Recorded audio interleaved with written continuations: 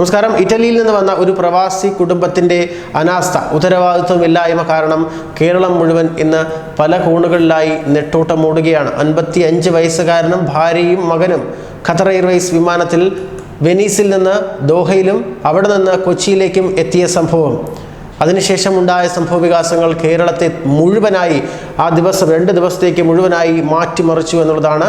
നെട്ടോട്ടം ഓടുകയായിരുന്നു അക്ഷരാർത്ഥത്തിൽ ആരോഗ്യവകുപ്പ് എന്ന് വേണമെങ്കിൽ പറയാം. കൊറോണയും ചുമന്നുകൊണ്ട് കേരളത്തിൽ എത്തിയെങ്കിലും നിഷേധാത്മകമായ നിലപാടുകളും പരിശോധനകളിൽ നിന്നുള്ള ഒഴിഞ്ഞുപോക്കും കാരണം കേരളം മുഴുവൻ ഇപ്പോൾ വലിയ കൊറോണ ഭീഷണി നേരിട്ടുകൊണ്ടിരിക്കുകയാണ്. കോട്ടയം ചെങ്ങരകുളത്തുള്ള മകളും ഭർത്താവും 4 വയസ്സുള്ള കുഞ്ഞുമാണ് നെടുമ്പാശ്ശേരി വിമാനത്താവളത്തിൽ ഇവരെ സ്വീകരിക്കാനായി എത്തിയത്. എല്ലാവരും ഒരുമിച്ച് റാന്നി പഴവങ്ങാടി മീമുട്ടുപാറയിലെ വീട്ടിലേക്ക് എത്തുകയായിരുന്നു. 55 വയസ്സുകാരൻ്റെ 93 വയസ്സുള്ള പിതാവും 89 വയസ്സുള്ള മാതാവും ഒരു ജോലിക്കാരിയുമാണ് വീട്ടിലുള്ളത്. പ്രായാധിക്യമുള്ള മാതാപിതാക്കളെ സന്ദർശിക്കാനാണ് ഇറ്റലിയിൽ നിന്ന് ഇവർ വന്നത്. ഏറ്റവും പ്രധാനപ്പെട്ട കാര്യം എന്നുള്ളത് ഇവർ സഞ്ചരിച്ച വഴികളിൽ കൊറോണ ഭീഷണിയുണ്ട് എന്നുള്ളതാണ്. ഇവർ ഇടപഴകിയവർക്ക് കൊറോണ വൈറസ് ബാധ പടരാനുള്ള സാധ്യതയുണ്ട്. അതുകൊണ്ട് തന്നെ അവർ പോയ ആ സ്ഥലങ്ങളും അവർ സഞ്ചരിച്ച വഴികളുമൊക്കെയാണ് ഇപ്പോൾ പറയാൻ ഉദ്ദേശിക്കുന്നത്.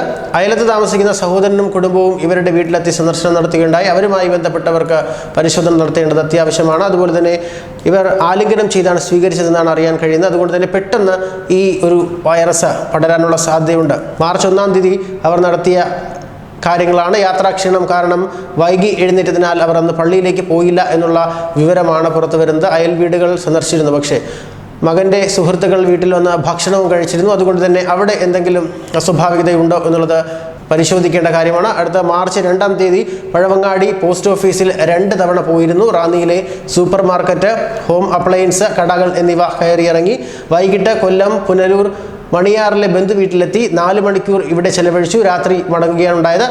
യാത്ര സ്വന്തം വാഹനത്തിൽ തന്നെയായിരുന്നു എന്നുള്ളത് ഒരു സേഫായ കാര്യം തന്നെയാണ്. അതുപോലെ തന്നെ മാർച്ച് 3-ന് ഇവർ സൂപ്പർ മാർക്കറ്റിൽ പോയതായി പറയപ്പെടുന്നുണ്ട്. ബന്ധുക്കൾ പലരും വീട്ടിൽ വന്നതായുള്ള വെളിപ്പെടുത്തലുകളുമുണ്ട്. മാർച്ച് 4-ാം തീയതി 55 വയസ്സുകാരൻ്റെ ഭാര്യ, അതായത് 33 വയസ്സുകാരി വൈകിട്ട് ബോധരഹിതയായി വീഴുകയായിരുന്നു. പിന്നീട് സ്വകാര്യ ആശുപത്രിയിൽ ചികിത്സ തേടുകയായിരുന്നു. മാർച്ച് 5-ന് മടക്കയാത്രയ്ക്കുള്ള ക്ലിയറൻസ് സർട്ടിഫിക്കറ്റിന് റാന്നി പോലീസ് സ്റ്റേഷനിലും തുടർന്ന് പത്തനംതിട്ട SP ഓഫീസിലും എത്തി. ഫോട്ടോ എടുക്കാൻ SP ഓഫീസിന് സമീപത്തെ സ്റ്റുഡിയോയിലും പോയിരുന്നു. മാർച്ച് 6-ന് ക്ലിയറൻസ് പരിശോധനയ്ക്കായി പോലീസ് വീട്ടിലെത്തി. അന്ന് തന്നെ സഹോദരൻ, അതായത് 62 വയസ്സുള്ള സഹോദരൻ പനി ബാധിച്ച താലൂക്ക് ആശുപത്രിയിലായിരുന്നു.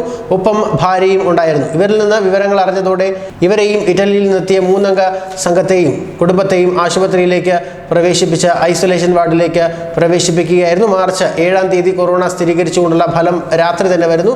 ഇന്നലെ രാവിലെ 10:30-ന് മന്ത്രി KK ശൈലജ ഇക്കാര്യം വെളിപ്പെടുത്തിക്കൊണ്ട് രംഗത്ത് വരുന്നു. അങ്ങനെയാണ് ഇവരുടെ കാര്യങ്ങൾ പോകുന്നത്. ഇത് എങ്ങനെ ഇവർ പുറത്തു കടന്നു എന്നുള്ളതാണ് ഏറെ ആശങ്കാജനകമായിരിക്കുന്നത്. ഇറ്റലിയിൽ നിന്ന് വന്നവർ പരിശോധനകളിലൊന്നും പെടാതെ എങ്ങനെ പുറത്തു കടന്നു? ഇറ്റലി, ഇറാൻ, ദക്ഷിണ കൊറിയ, ജപ്പാൻ എന്നീ രാജ്യങ്ങളിൽ നിന്നുള്ള വിമാനയാത്രക്കാരെ കൂടി കർശന നിരീക്ഷണത്തിന് പരിധിയിലാക്കിയത് മാർച്ച് 1 മുതലാണ്. പക്ഷേ ഇവരെത്തിയത് ഫെബ്രുവരി 29-നാണ്. അതാണ് ഇവർ പരിശോധനയിൽ നിന്ന് ഒഴിഞ്ഞു പോകാൻ കാരണം. കൊറോണ വൈറസ് ബാധിത രാജ്യങ്ങളിൽ നിന്ന് എത്തുന്നവർ 28 ദിവസം വീടുകളിൽ കഴിയണം എന്നുള്ളത് സർക്കാർ ഉത്തരവിറക്കിയിരിക്കുന്ന ഒരു കാര്യമാണ്.